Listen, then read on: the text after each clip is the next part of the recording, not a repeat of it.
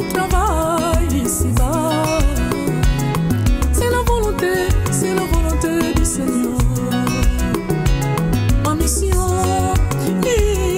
mission ici-bas, je suis protégé par la main du Seigneur. Je suis en Dieu et Dieu est en moi, en esprit. Quand je marche, ce n'est pas moi. Oh, c'est...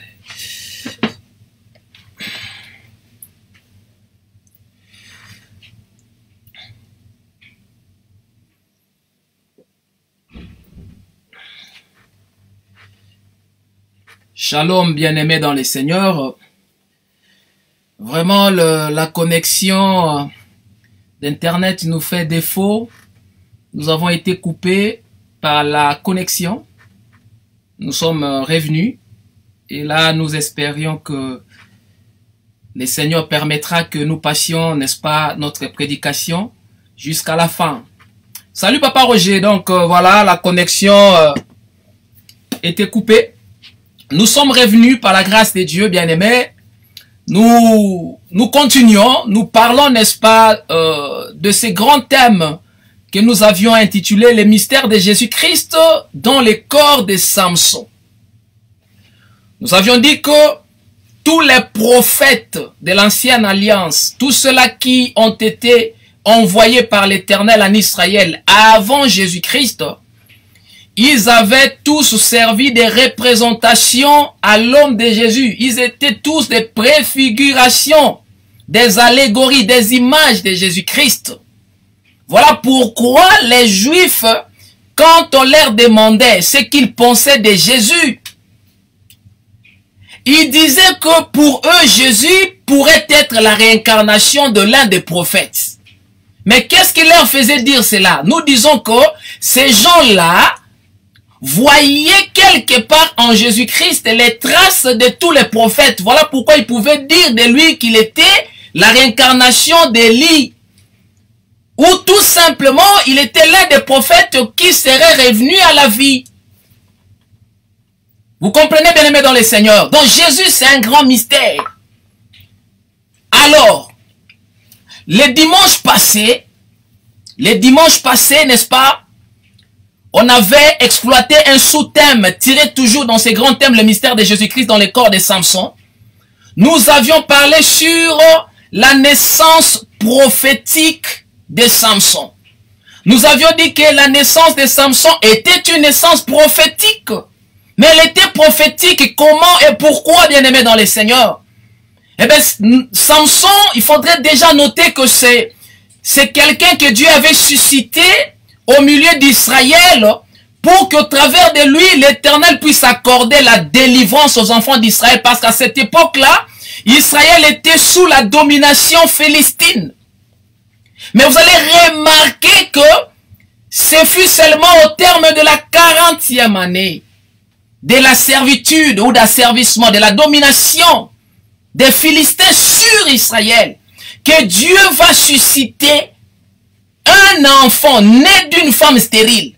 Nous avions eu à expliquer ces choses à la première partie, le pourquoi des comment de la stérilité de la mère de Samson. Mais cet enfant Samson, lorsqu'il naquit, ce n'est pas en vain qu'on lui avait seulement donné le nom de Samson. On ne pouvait pas lui donner un autre nom. Seulement le nom de Samson. Mais pourquoi seulement le nom de Samson, bien-aimé dans le Seigneur? Ben c'est parce que le nom de Samson, ça veut dire le petit soleil. Donc Samson, il avait incarné en lui le mystère du soleil. C'est pour autant dire, la naissance de Samson en Israël explique sur le plan prophétique le lever ou encore l'apparition du soleil en Israël. Cela voudrait dire ceci dans la prophétie. C'est qu'avant la naissance, avant l'apparition de Samson en Israël, les enfants d'Israël étaient dans l'obscurité. Les enfants d'Israël étaient comme un peuple qui était assis dans les ténèbres. Parce qu'il n'y avait pas la présence du soleil. C'est le soleil en tant que porteur de la lumière qui vient, n'est-ce pas, pour chasser les ténèbres.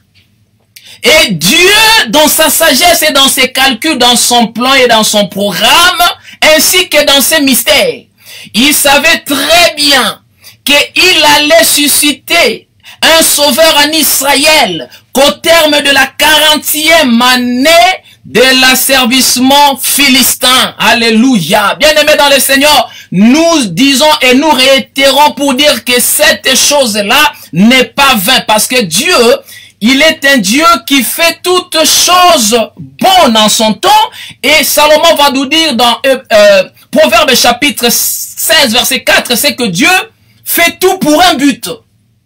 Donc, si Dieu avait voulu coïncider la naissance de Samson que nous disons ici, cela explique l'apparition du soleil. Rien qu'à la 40e année, eh bien, c'est parce que vous allez remarquer, bien aimé dans le Seigneur, qu'au commencement, la Bible va nous dire ceci dans Genèse. Au commencement, Dieu créa les cieux et la terre.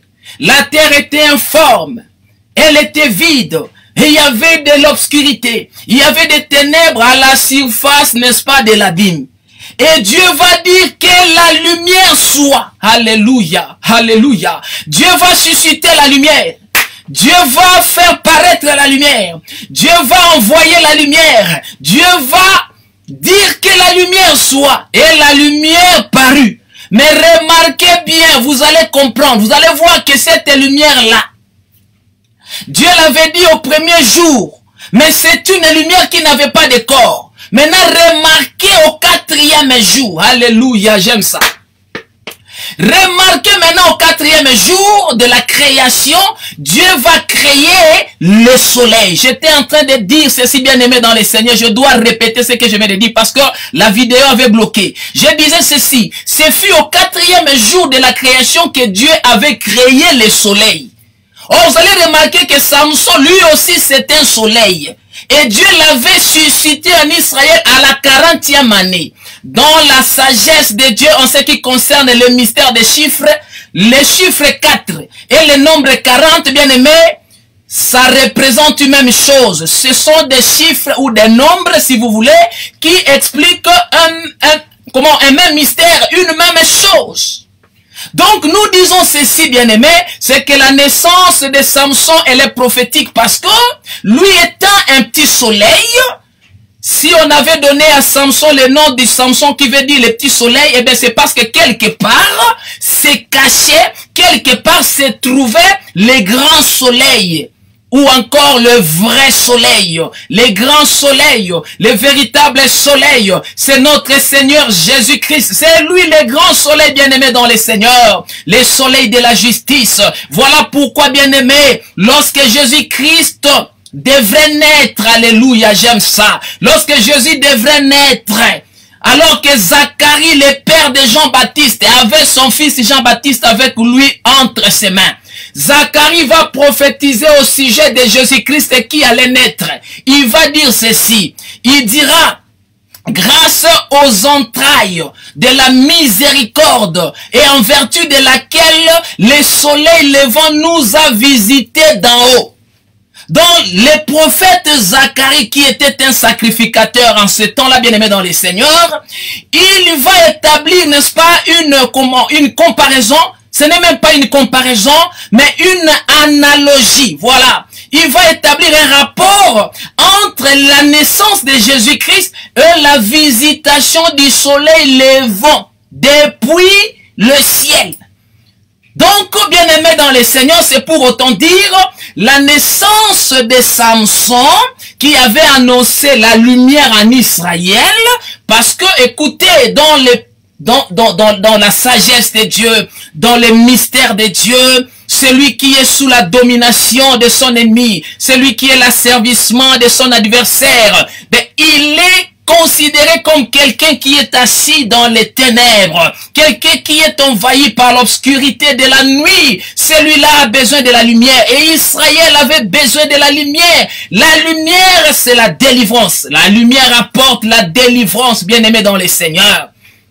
Donc voilà le rapport prophétique qui existe entre la naissance de Samson et la naissance de Jésus-Christ, notre Seigneur. De la même manière que Samson était venu en Israël, je vais dire de la même façon que Dieu avait suscité Samson au milieu des enfants d'Israël pour les délivrer de l'oppression des Philistins, c'est de cette manière aussi, bien aimé dans le Seigneur, que Dieu, l'Éternel Dieu des armées, avait suscité Jésus-Christ. Mais la différence entre Samson et Jésus, c'est que Samson n'était venu que pour sauver Israël. Samson n'était venu que pour délivrer Israël. Samson était né que pour accorder le salut, n'est-ce pas? La délivrance, je vais dire, aux enfants d'Israël. Mais Jésus-Christ, il a été envoyé par le Père. Il a été suscité dans le monde pour accorder, pour donner la délivrance à toute l'humanité. Voilà pourquoi nous l'adorons, bien-aimé.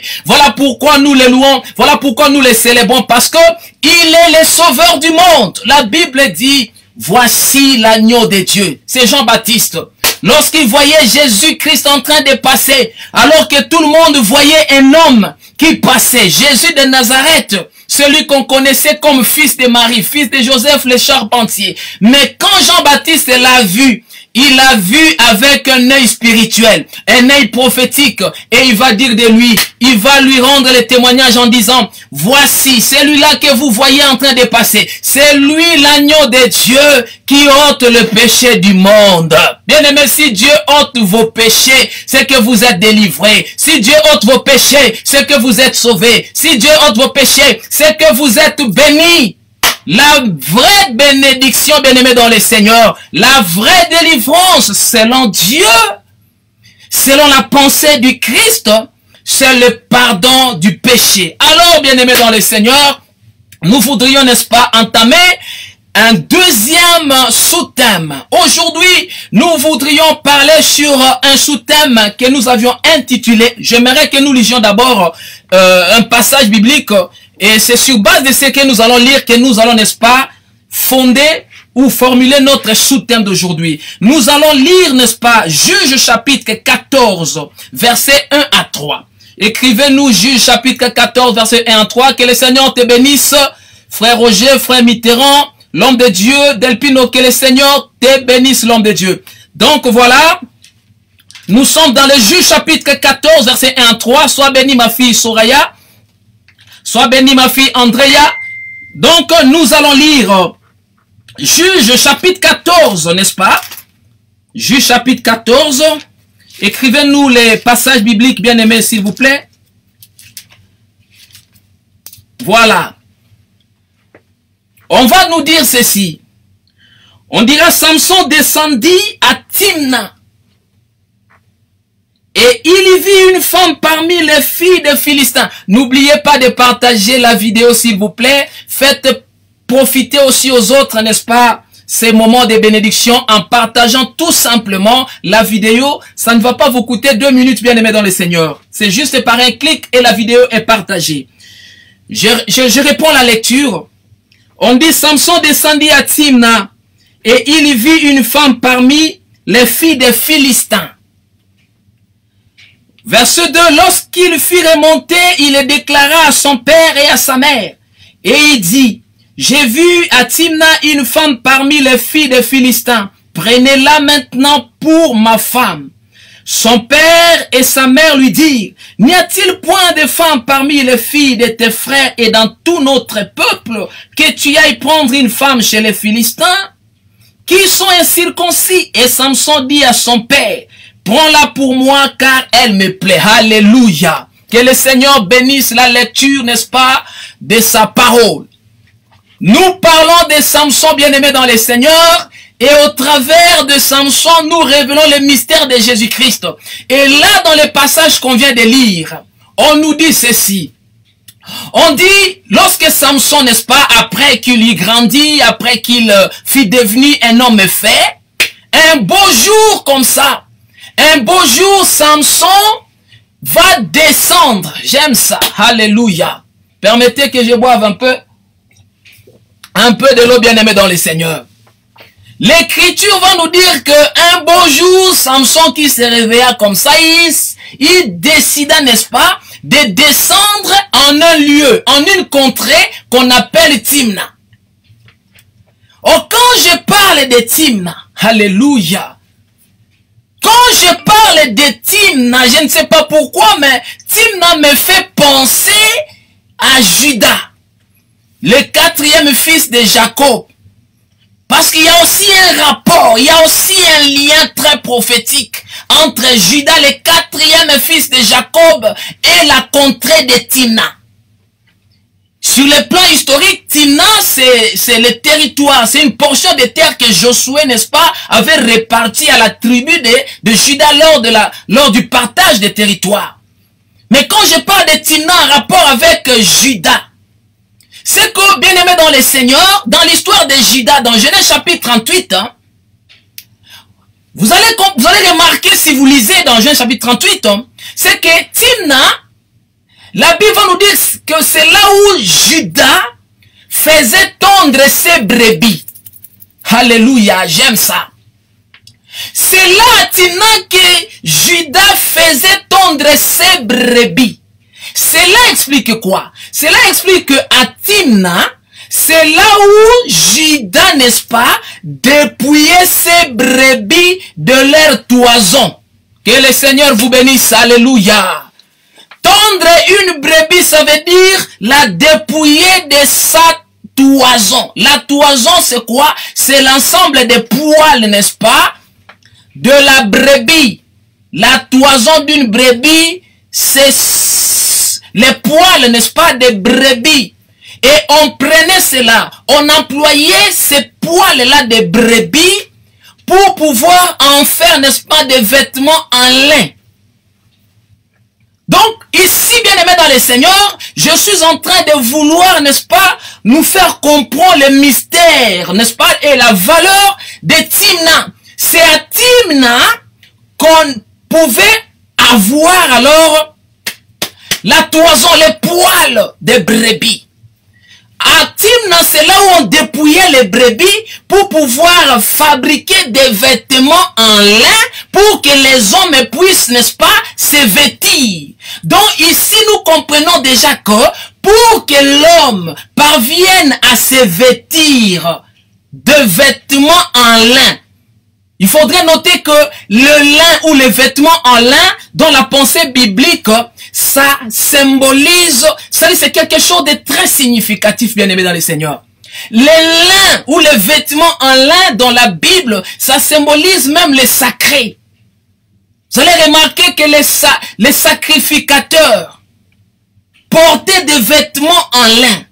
Dieu avait ordonné à Moïse de leur coudre des vêtements en lin. Et la Bible va dire que ces vêtements des sacrificateurs, je parle des vêtements, pardon, sacerdotaux, ce sont des vêtements qui marquaient, n'est-ce pas, la dignité des sacrificateurs. Donc, pour que nous puissions nous vêtir de manière digne, il faudrait qu'on puisse dépouiller les animaux, les brebis, pour que nous puissions vêtir, bien aimés dans le Seigneur.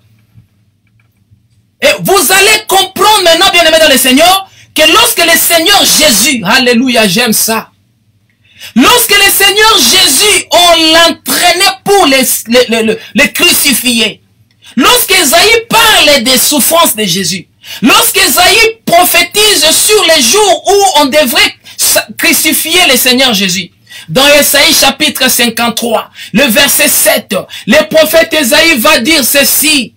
Il dira, il n'avait pas ouvert sa bouche. Le Seigneur Jésus n'avait pas ouvert sa bouche. Le Seigneur Jésus n'avait pas cherché à se justifier parce qu'il devrait se rendre obéissant à son Père jusqu'à la mort. Mais Esaïe va dire qu'il n'avait pas ouvert sa bouche semblable à une brebis devant ceux qui l'attendent. Alléluia. Donc cela explique qu'en fait Jésus-Christ, on l'avait, n'est-ce pas, traîné à Golgotha, non seulement pour le tuer, mais également pour le tondre. Parce qu'il était aussi une brebis qu'on devait tondre, c'est-à-dire on devait la dépouiller de ses vêtements pour que les hommes puissent se vêtir. Ainsi l'apôtre Paul va dire tous ceux qui ont été crucifiés avec Jésus, c'est-à-dire tous ceux-là qui ont reçu Jésus dans leur vie, ils l'ont revêtu. Voilà pourquoi ce jour-là à Golgotha, il y avait 4 soldats. Ces soldats avaient la révélation, bien-aimés dans le Seigneur. Alléluia. Les 4 militaires qui étaient là, c'est-à-dire ces militaires qui avaient cloué le Seigneur, ils avaient eu la révélation. La Bible dit, ils ont dépouillé le Seigneur Jésus. On l'avait dépouillé comme une brebis, bien-aimée dans le Seigneur. Cela explique Ésaïe chapitre 53 verset 7. Mais cela explique aussi ce que Judas faisait avec ses brebis. Il faisait tondre ses brebis, mais à Timna. Les soldats, ces militaires-là, la Bible dit, ils s'étaient partagés, n'est-ce pas, les vêtements du Seigneur. Et vous allez remarquer qu'ils n'avaient pas partagé ces vêtements-là en 5 morceaux. Mais ils avaient partagé plutôt en 4. Pourquoi seulement le chiffre 4? Eh bien, c'est parce que Jésus-Christ était venu dans le monde pour donner les vêtements, n'est-ce pas, à toutes les 4 races du monde. Est-ce que je m'adresse à quelqu'un? Écrivez-moi un amen, bien-aimé dans le Seigneur. Jésus était venu dans le monde pour vêtir l'humanité. L'humanité était nue. Les 4 races dont je parle des noirs, des blancs, des jaunes et des rouges. Les 4 races qui, n'est-ce pas, sont également en rapport avec les 4 points ou les 4 coins cardinaux. Les 4 vents, les 4 coins du monde. Jésus-Christ était venu pour nous vêtir parce que nous n'avions pas de vêtements, bien-aimés dans le Seigneur. La Bible dit, c'est parce que tu ne sais pas que tu es nu. Là, le Seigneur Jésus, par le Saint-Esprit, s'adresse aux orgueilleux. Il dit, c'est parce que tu ignores que tu es nu. Je te conseille de venir acheter chez moi des vêtements. Alléluia. Des vêtements de fin lin. Pour que tu puisses cacher, n'est-ce pas, la honte de ta nudité. Mais nous étions en train de parler de Timna, bien-aimé dans le Seigneur. Donc vous comprenez maintenant que Timna, c'est là où, n'est-ce pas, on tondait les brebis pour que les hommes puissent trouver de quoi se vêtir. Et Samson va descendre à Timna. La Bible va nous dire ceci. Là à Timna, où Samson était descendu, nous avions dit que Timna, à cette époque-ci, c'était un territoire qui appartenait, n'est-ce pas, à la tribu de Juda. Mais à l'époque de Juge, c'est-à-dire à l'époque de Samson, ce sont les Philistins qui avaient occupé cette contrée-là, parce que à cette époque-ci, le Philistin dominait sur les enfants d'Israël.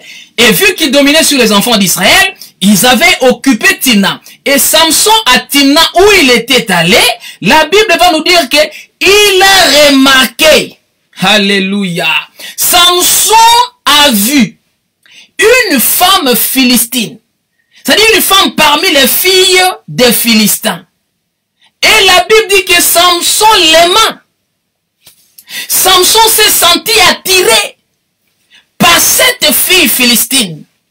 Une fille étrangère, une fille incirconcise, bien aimée dans le Seigneur. Et la Bible dit quand Samson remonta, n'est-ce pas, de Timna, lorsqu'il rentra chez eux à la maison, il va raconter la chose à son père et à sa mère. Et Samson va demander à ses parents de pouvoir prendre pour lui cette femme-là, cette fille philistine, pour épouse. Alléluia.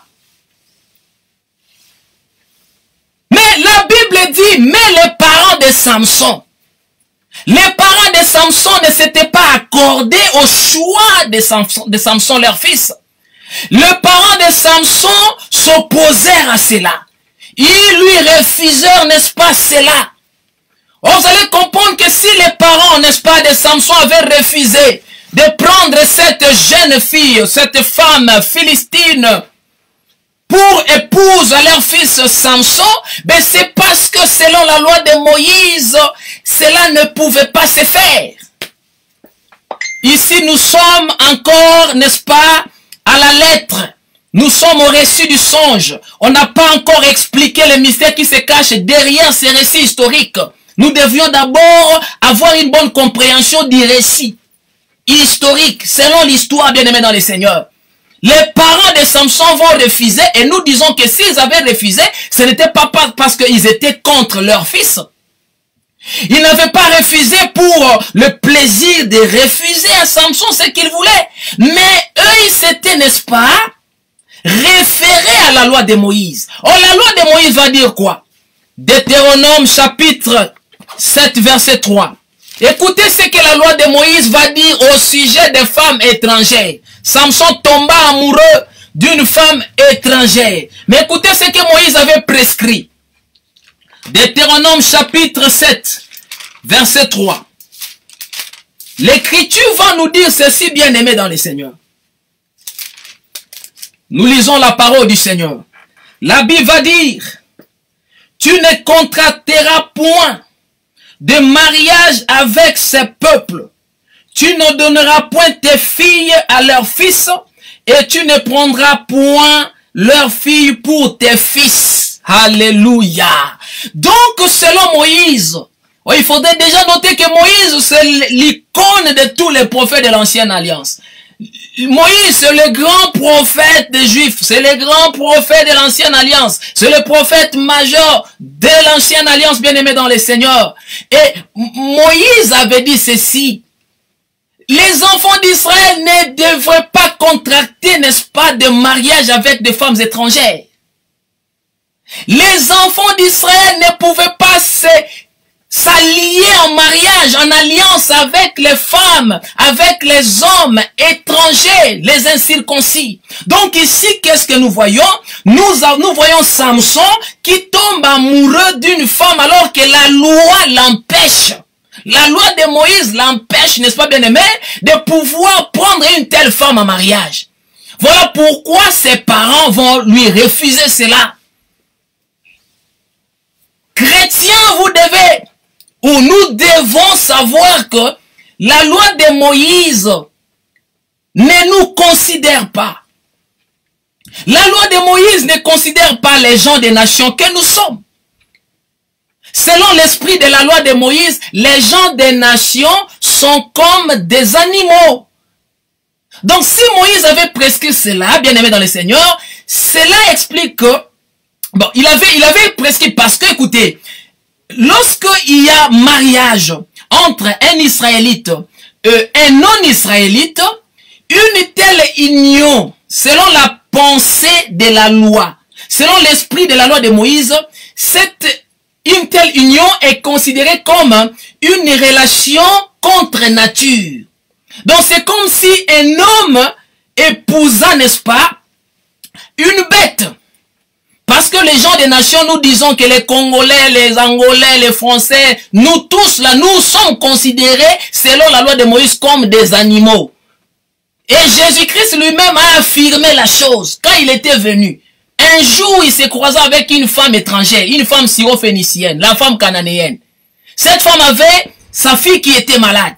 Et la Bible va nous dire que cette femme va supplier, elle va implorer le Seigneur Jésus pour qu'il puisse, n'est-ce pas, guérir, assister sa fille.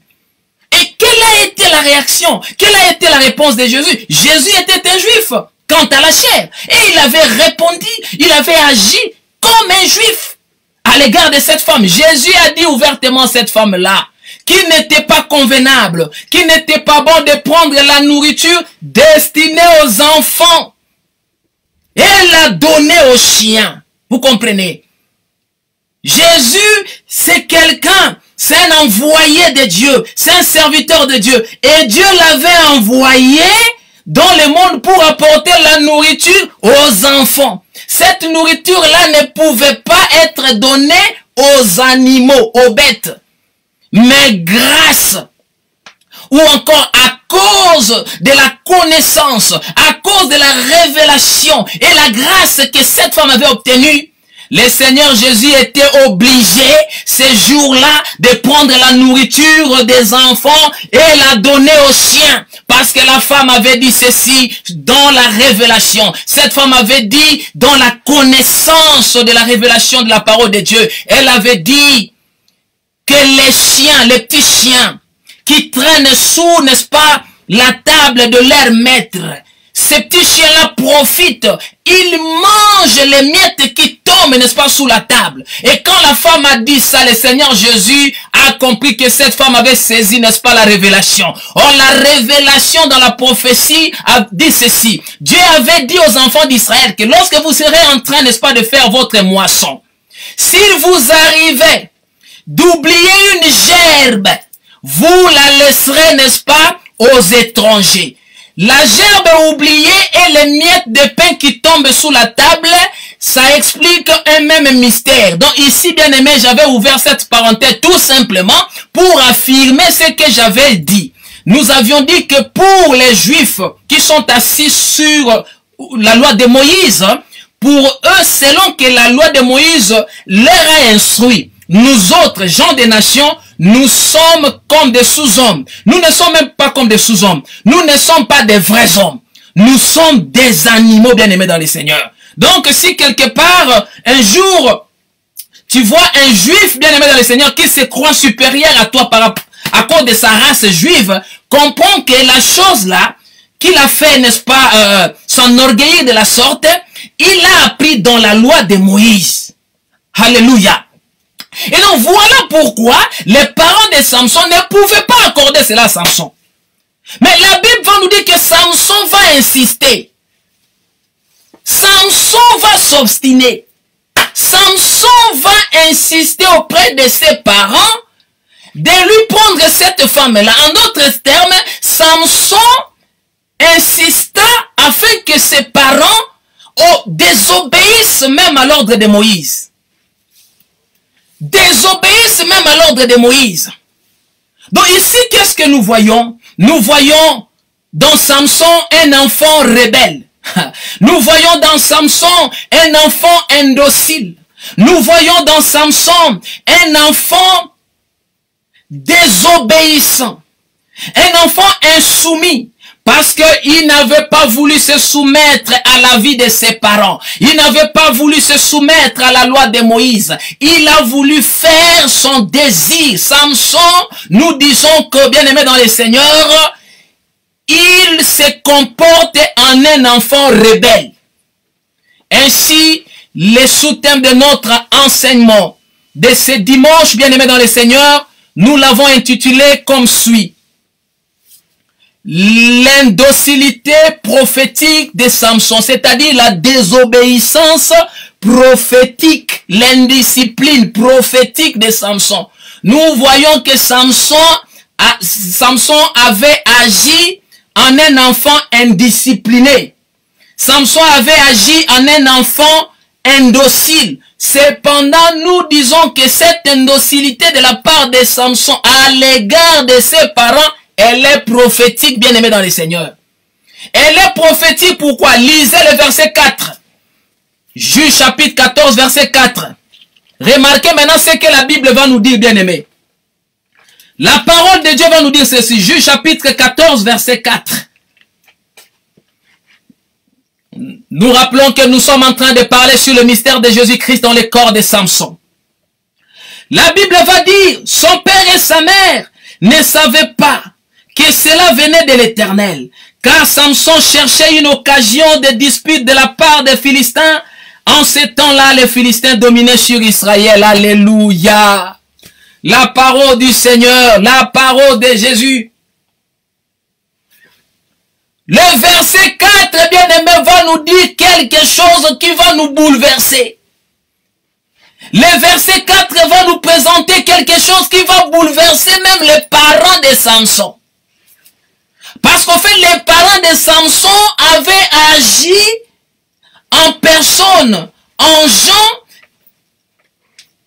qui observent la loi de Moïse, qui obéissent, qui se conforment à ce que Moïse avait prescrit. Mais le verset 4 va nous dire que ils ne savaient pas, ils étaient dans l'ignorance, que la chose, c'est-à-dire ces comportements rebelles, cette obstination de la part de leur fils Samson, le verset 4 va dire que cela venait de Dieu. Alléluia. C'est ainsi que, bien aimé, j'ai dit, ce verset 4 nous a bouleversés. Parce que là, qu'est-ce que nous voyons? Nous voyons comme si Dieu lui-même intervient, n'est-ce pas, pour violer sa propre loi. Oh, Dieu ne viole pas son commandement. Dieu ne viole pas sa loi, bien-aimé dans le Seigneur. Parce que la loi de Dieu, c'est Dieu lui-même. Mais ici, il y a une explication. Ici, il y a une révélation. Nous avons besoin de l'interprétation de ces comportements rebelles de la part de Samson, bien-aimé. Samson va insister. Et la Bible dit que la chose venait de l'Éternel, bien-aimé dans le Seigneur. Vous allez maintenant comprendre, bien-aimé, que notre Seigneur Jésus, puisque nous parlons de son mystère dans le corps de Samson, comme Samson avait agi de la sorte, comme Samson, n'est-ce pas, avait agi en un homme rebelle, bien-aimé dans le Seigneur, le Seigneur Jésus aussi devrait agir de cette façon-là. Vous allez remarquer, bien-aimé, que dans l'histoire de Jésus, quand Jésus était venu dans le monde, pour les Juifs, Jésus était considéré comme un enfant rebelle, comme un enfant indocile, parce que selon certains Juifs, les pharisiens et autres, Jésus c'est quelqu'un qui n'observait pas certains commandements de Moïse. Et c'est la même chose. C'est ce que Samson fait ici, bien-aimé. Samson qui ne voulut pas, n'est-ce pas, se soumettre à ce que Moïse avait établi. Jésus-Christ l'a fait. Jésus-Christ a fait ce qu'on ne devait pas faire, par exemple, pendant les sabbats. Jésus-Christ va guérir, n'est-ce pas, quelqu'un au jour des sabbats. Et il sait très bien que Moïse avait prescrit aux enfants d'Israël qui ne pouvaient pas se charger de fardeau pendant les jours de sabbat. Mais le Seigneur Jésus va dire à cet homme-là qui était guéri, je parle de l'homme de Jean chapitre 5, qui était là couché parmi d'autres malades devant la piscine de Bethesda. Le Seigneur Jésus va dire à cet homme, lève-toi, marche, et prends ton lit, marche avec. Il guérit cet homme, mais il le chargea de son fardeau. Alors que Moïse interdit cela, bien-aimé dans le Seigneur. Nous disons que ces comportements, ces réactions, ces agissements de Jésus-Christ expliquent ce que le prophète Samson avait fait. Oh, cela venait de Dieu. Parce que selon les Juifs, Jésus-Christ violait la loi. Mais selon Dieu, Jésus-Christ n'était pas en train de violer la loi. Jésus-Christ n'était pas venu dans le monde. La Bible dit qu'il n'était pas venu pour abolir la loi. Il ne peut pas abolir la loi parce que la loi, c'est la parole de Dieu. La loi, c'est lui-même Jésus-Christ. Jésus-Christ, Jésus de Nazareth était l'incarnation de la loi. Et donc, il ne pouvait pas la violer. Il était plutôt venu accomplir cette loi. C'est pour autant dire, là, Samson était en train d'accomplir la volonté de Dieu. Mais en accomplissant la volonté de Dieu, cela avait paru, n'est-ce pas, pour ses parents comme quelqu'un qui désobéissait à Moïse. C'est ainsi que les Juifs avaient traité Jésus-Christ de blasphémateur, de rebelle, parce qu'ils disaient que Jésus ne se soumettait pas à la loi de Moïse. J'aimerais que nous lisions, n'est-ce pas, une écriture pour pouvoir justifier ce que nous avançons ici. Nous pouvons lire Jean chapitre 9, verset 16. Alléluia. Nous parlons sur l'indocilité prophétique de Samson et nous expliquons ces mystères dans la personne de notre Seigneur Jésus-Christ, le roi de tous les siècles, l'immortel. Je disais Jean chapitre 9, verset 16. Écoutez ce que la parole de Dieu va nous dire, bien-aimés dans le Seigneur. La Bible va nous dire ceci. J'ai trouvé le verset. On va dire, sur quoi quelques-uns des pharisiens dirent, cet homme ne vient pas de Dieu. Les pharisiens ont dit, cet homme ne vient pas de Dieu. Mais ce qui me fait un peu rire chez les pharisiens, c'est que les pharisiens disaient de Jésus-Christ qu'il n'était pas venu de Dieu, qu'il travaillait pour Belzébul, qu'il était un serviteur du diable. Ils disaient cela en public. Mais lorsqu'ils se retrouvaient eux-mêmes, entre eux, ils croyaient, ils affirmaient que Jésus-Christ était réellement et véritablement quelqu'un qui était venu de Dieu, quelqu'un que Dieu avait envoyé dans le monde. Et c'est Nicodème qui l'a dit. Le Nicodème a dévoilé cela devant le Seigneur Jésus. Dans Jean chapitre 3, alléluia, j'aime ça. Nicodème va dire à Jésus, nous savons, nous les pharisiens là, qui t'insultons, nous les pharisiens là, qui s'opposons à toi, nous savons que tu es un docteur qui vient de Dieu. Mais nous ne pouvons pas le dire publiquement, mais nous savons du fond de nous que tu viens de Dieu. Car personne ne peut accomplir ce que tu accomplis s'il n'est pas venu de Dieu. Mais ici, ils vont dire autre chose, bien-aimés. Et nous avons toujours des personnes, des gens pareils autour de nous. Des gens qui peuvent vous dénigrer publiquement, tout simplement parce qu'ils sont jaloux de vous. Mais du fond de leur cœur, ils reconnaissent votre grâce. Ils reconnaissent la faveur de Dieu dont vous êtes porteur. Mais ils ne peuvent pas vous témoigner devant les hommes parce qu'ils cherchent, ils aiment, n'est-ce pas, la gloire des hommes. Mais au fond de leur cœur, ils savent que vous êtes, n'est-ce pas, un envoyé de Dieu. Vous avez la grâce de Dieu. Et ici, bien-aimés dans le Seigneur, où on a lu au verset 16 du chapitre 9 de Jean, on dit sur quoi quelques-uns des pharisiens disent, cet homme ne vient pas de Dieu. Mais Nicodème a dit, nous savons que tu es un docteur, alléluia. On dit, car il n'observe pas le sabbat. Donc le fait que Jésus-Christ n'observait pas le sabbat, pour les pharisiens ou autres, Jésus-Christ, n'est-ce pas, s'est constitué en un transgresseur de la loi de Moïse.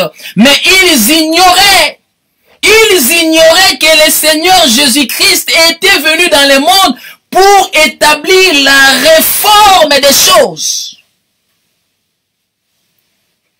Avant la venue de Jésus, avant le temps de la grâce, bien-aimée dans le Seigneur, Dieu fonctionnait autrement. Mais il a fallu que Dieu puisse, n'est-ce pas, réformer les choses, réformer même sa loi. Dieu avait voulu apporter, donner une autre loi, une nouvelle loi. La Bible dit, puisqu'il y a eu changement de sacerdoce, il était nécessaire et obligatoire qu'il y ait aussi changement de loi. Alléluia. Mais les Juifs ne comprenaient pas cela, comme les parents de Samson ne comprenaient pas que ce que faisait leur fils Samson, ce que voulait leur fils Samson, cela venait de Dieu. Et les Juifs ne comprenaient pas que ce que faisait Jésus, ça venait de Dieu. Or, le Seigneur Jésus-Christ leur répétait à chaque fois que ce que je fais, ce que vous me voyez faire et ce que vous entendez de moi, ce sont des choses que j'ai appris, n'est-ce pas, de mon Père.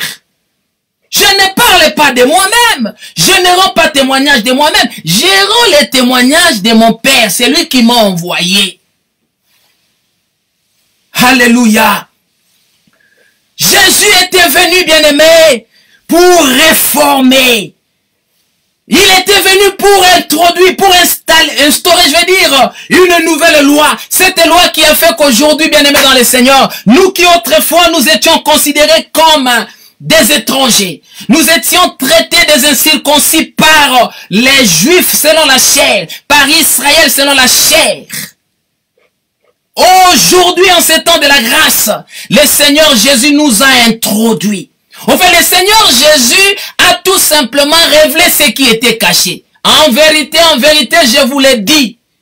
Nous avons été fils de Dieu. Nous avons été de la race de Dieu depuis toujours.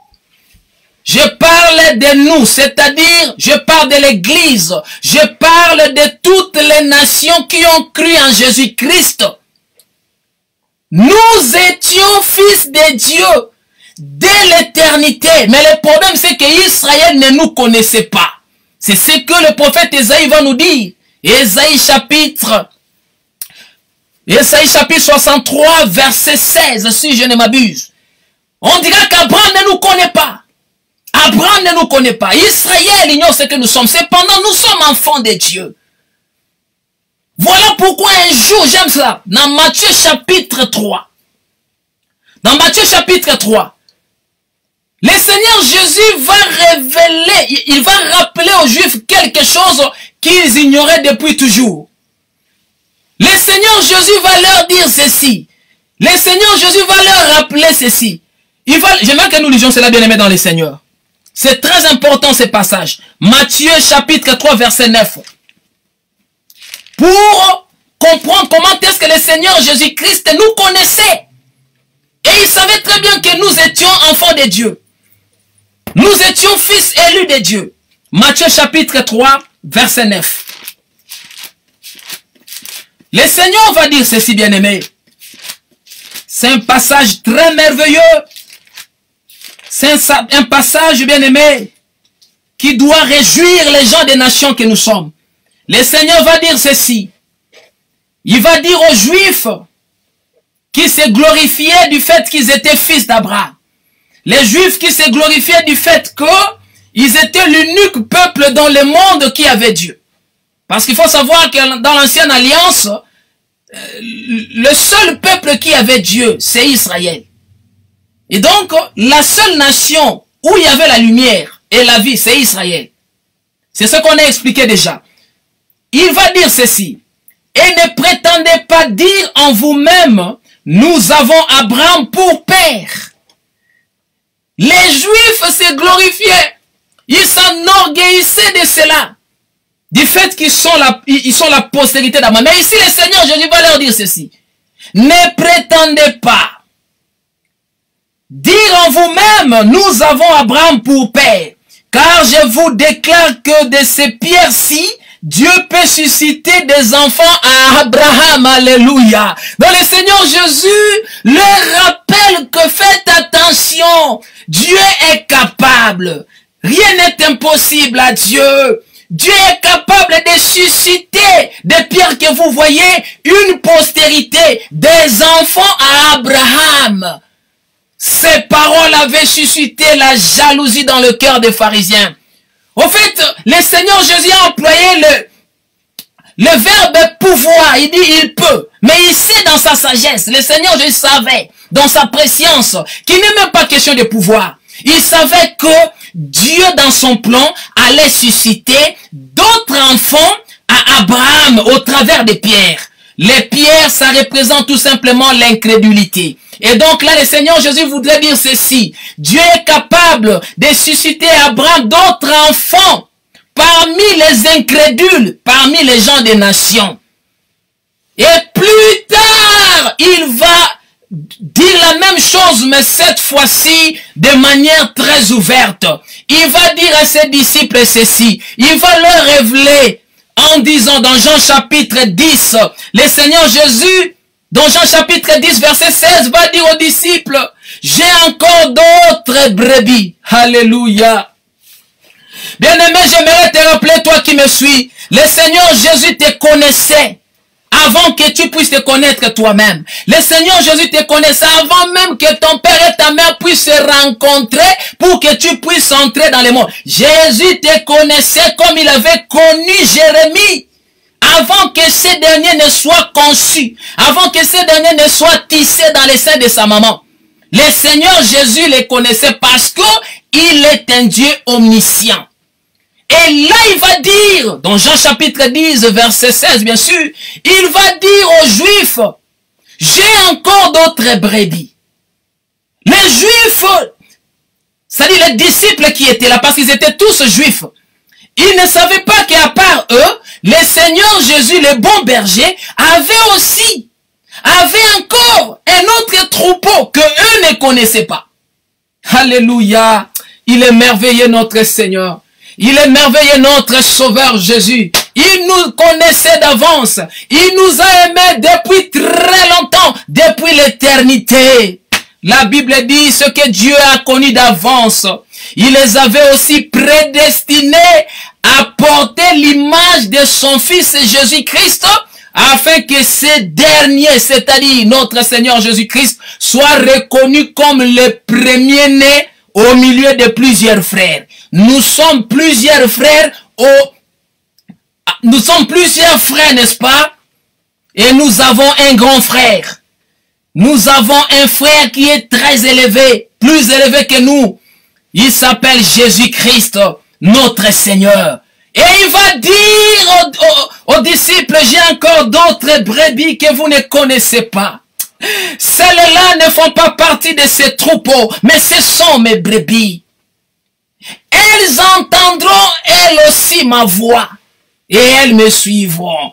Parce que pour suivre le Seigneur, il faudrait que vous entendiez d'abord sa voix. Or, pour connaître, pour entendre, pour comprendre et suivre la voix du Seigneur, il faudrait que vous soyez sa brebis. Alléluia. Car il était venu dans le monde chercher sa brebis qui était perdue. Bien-aimés dans le Seigneur, nous avons ces privilèges-là.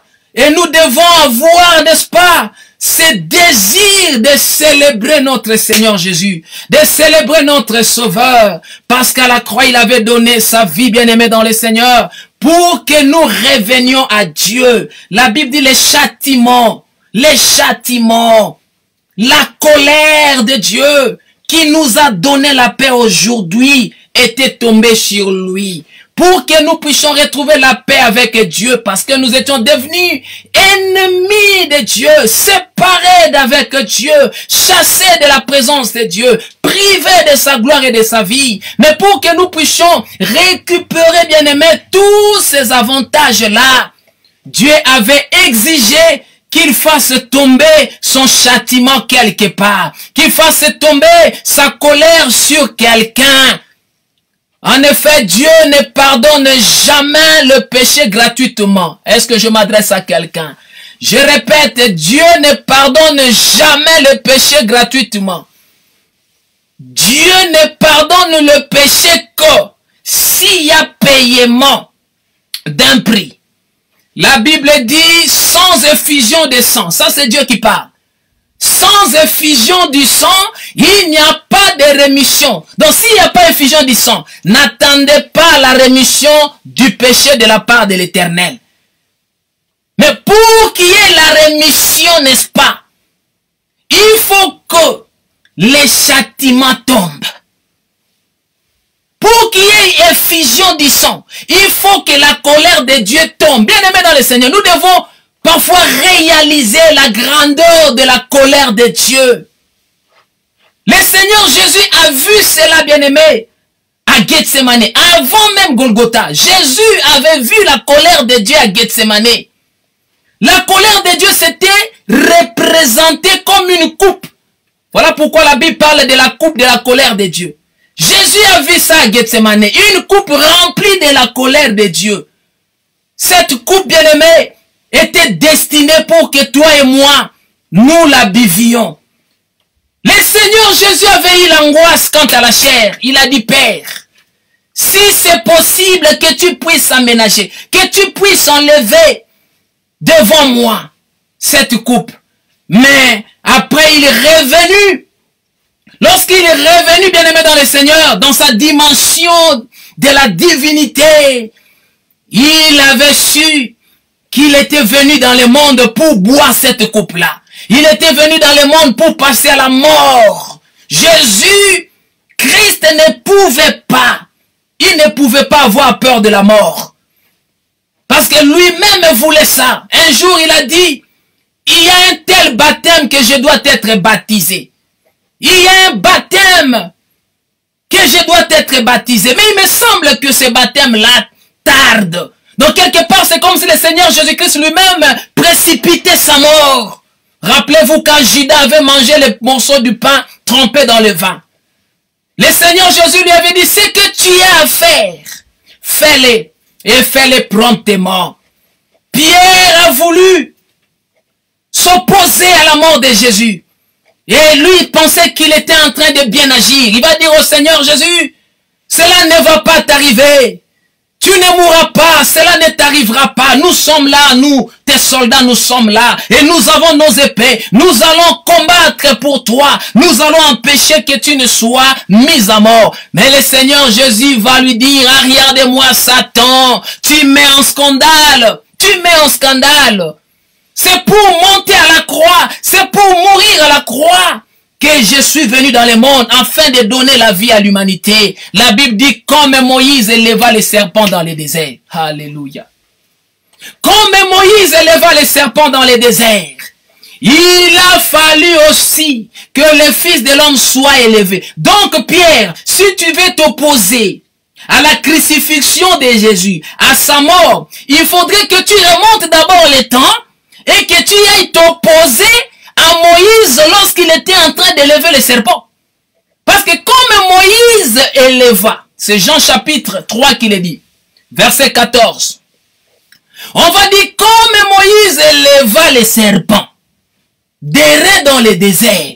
Donc il est impossible d'annuler la crucifixion du Seigneur. Il est impossible d'empêcher la mort de Jésus. Jésus était venu dans le monde pour accomplir non seulement ce qui a été dit par les prophètes, mais également ce qui a été fait par les prophètes.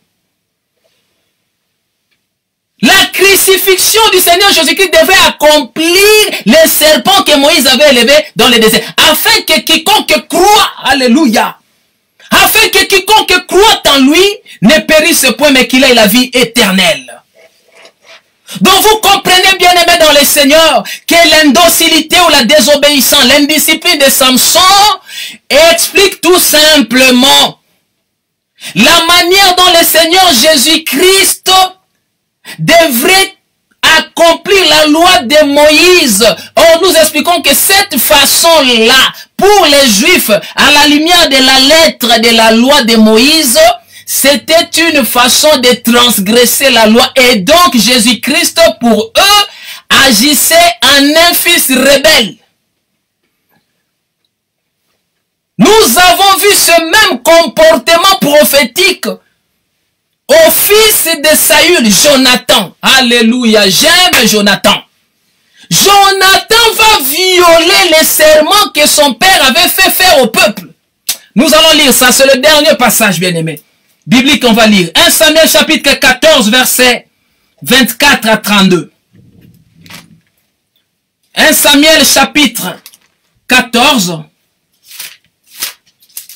Voilà, nous sommes dans le livre de 1 Samuel. Nous prenons le chapitre 24. Dans le chapitre 14, veuillez nous excuser. Nous allons lire à partir du verset 24, bien-aimés. La Bible va nous dire ceci. La journée fut fatigante pour les hommes d'Israël. C'était une journée fatigante. Les gens étaient fatigués. Alléluia. Oh, quand il y a fatigue parmi le peuple, il faudrait que quelqu'un puisse venir pour accorder, c'est-à-dire pour introduire le peuple dans le repos. Jésus-Christ, quand il était venu dans le monde, il a dit, venez à moi, vous tous qui êtes fatigués, vous tous qui êtes chargés. Je vous vois très chargés. Je vous vois avec des fardeaux. Je vous dis ceci, venez à moi. Je vous appelle, venez à moi. Je vous déchargerai, n'est-ce pas, de vos fardeaux. Et ici, qu'est-ce qu'on nous dit? On dit la journée était fatigante. La journée était fatigante pour le peuple d'Israël, pour les hommes d'Israël.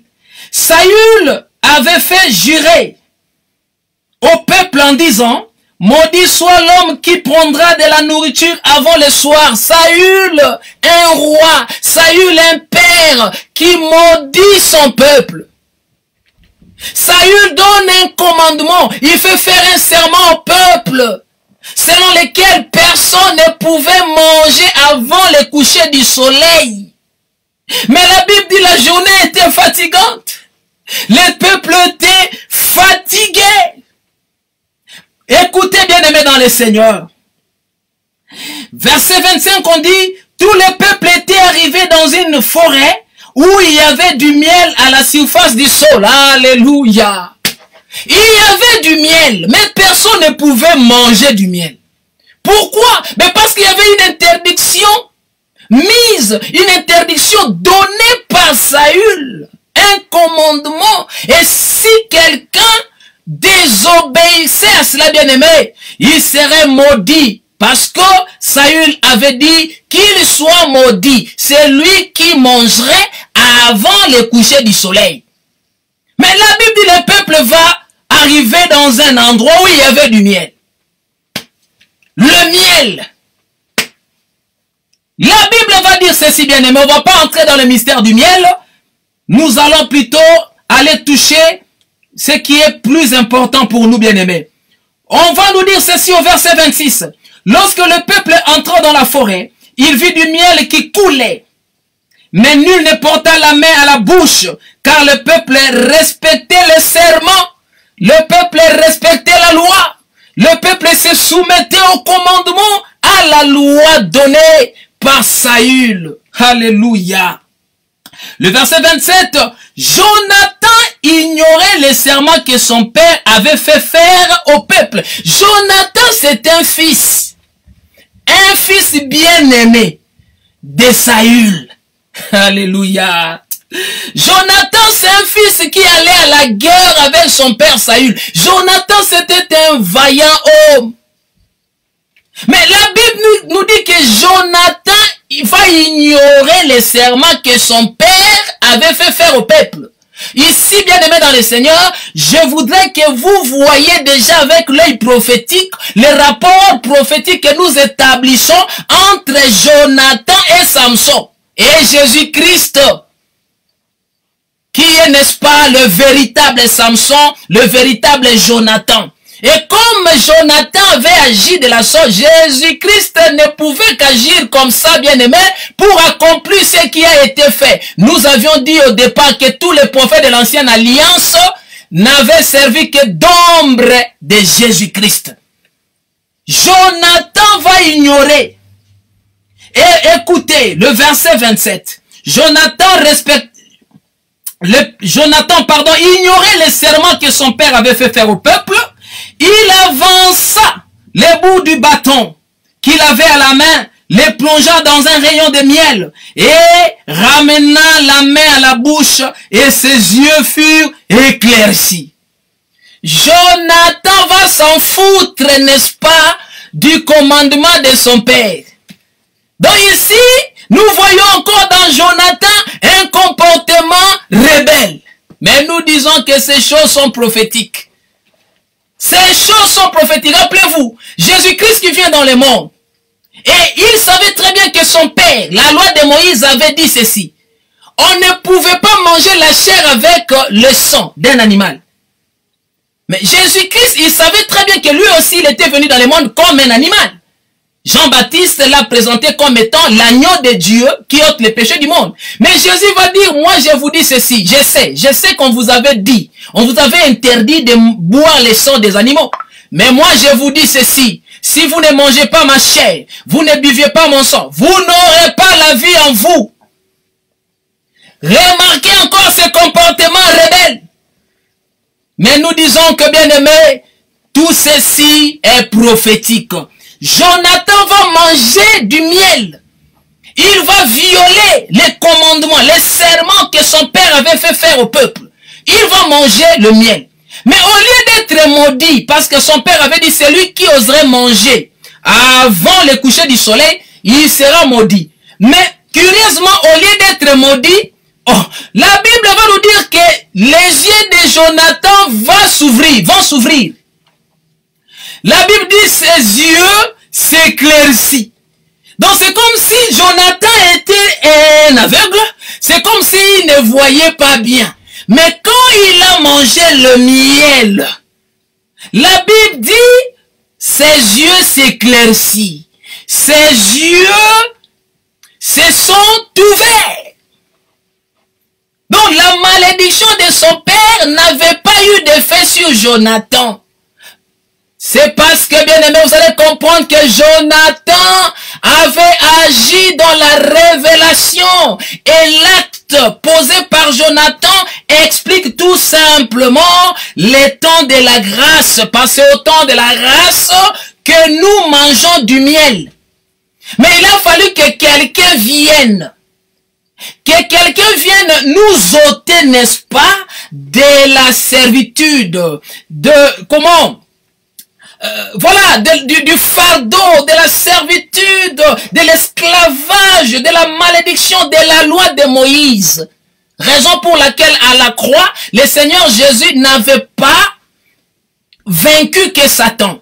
Jésus n'avait pas vaincu que Satan, Jésus n'avait pas vaincu que les démons, mais Jésus avait vaincu également la loi de son Père.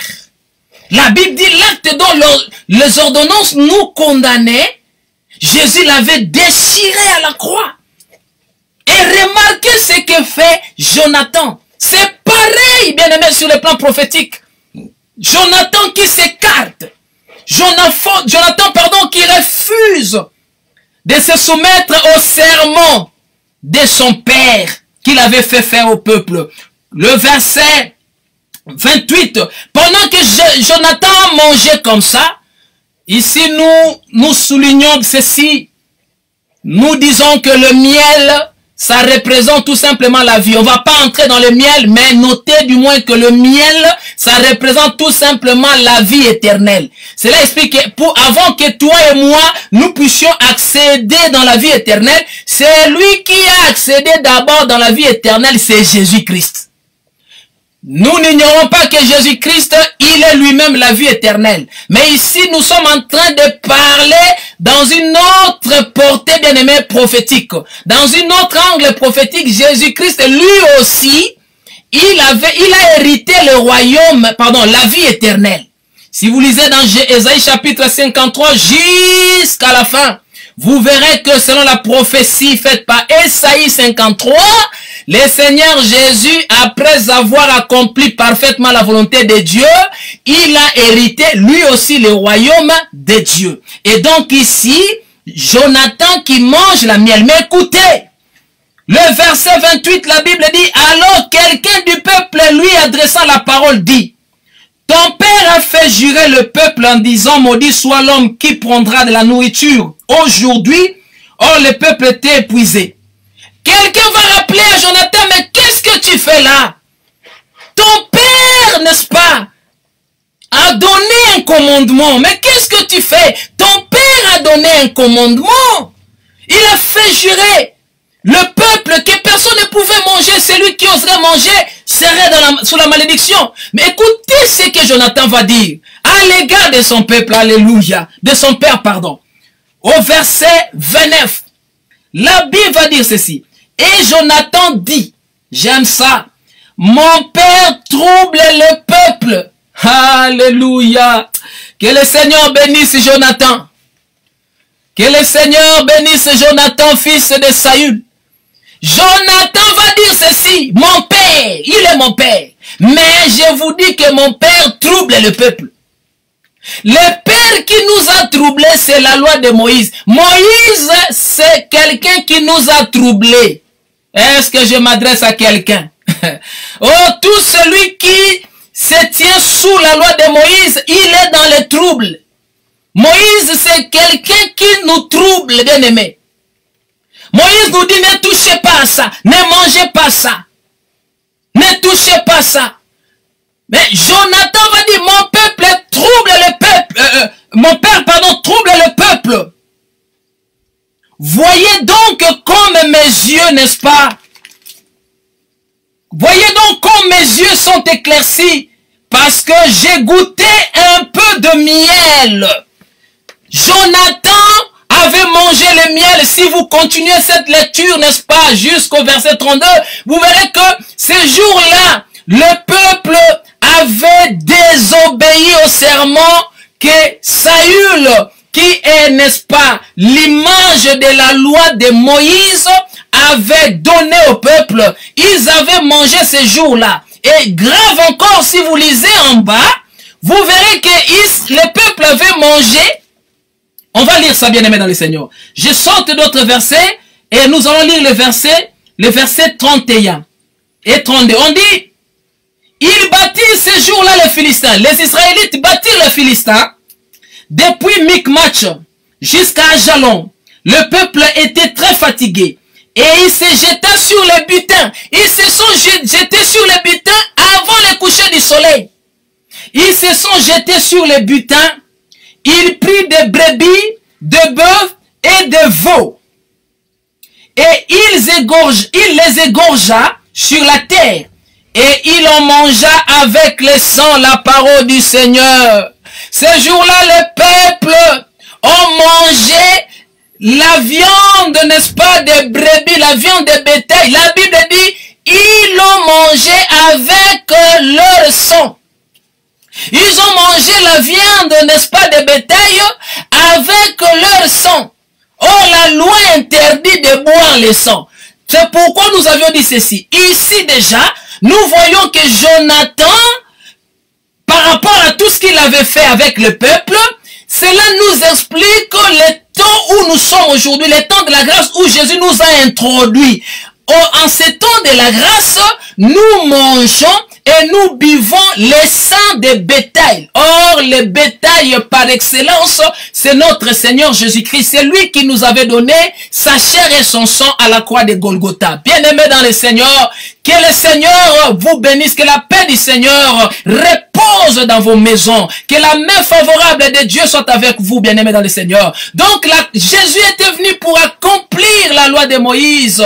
Il a accompli la loi de Moïse, mais il parut comme un rebelle, n'est-ce pas, pour les Juifs, pour les pharisiens. Cependant, il avait fait, bien-aimé, pour que toi et moi, nous soyons sauvés, nous soyons guéris, nous soyons bénis, et en lui nous sommes bénis. Que le Seigneur vous bénisse, que la main du Seigneur soit avec tout le monde qui avait, n'est-ce pas, disposé de son temps pour suivre cet enseignement du début à la fin. J'aimerais prier pour toi. Je crois que Dieu qui a créé les cieux et la terre, notre Père, il est vivant.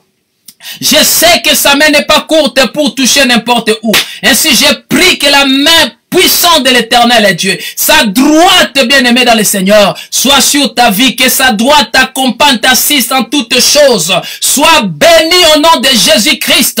Je me tiens comme sur la montagne de Garizim et je prononce les bénédictions sur ta vie. Si tu crois à ma prière au nom de Jésus-Christ, que cela te soit accompli dans le nom de Jésus, que nous avons ainsi prié. Amen. Que la paix demeure dans vos maisons et on se retrouve par la grâce de Dieu le dimanche prochain. Je bénis et je salue tous les bien-aimés frères et sœurs de la pensée du Christ, les penseurs du Christ.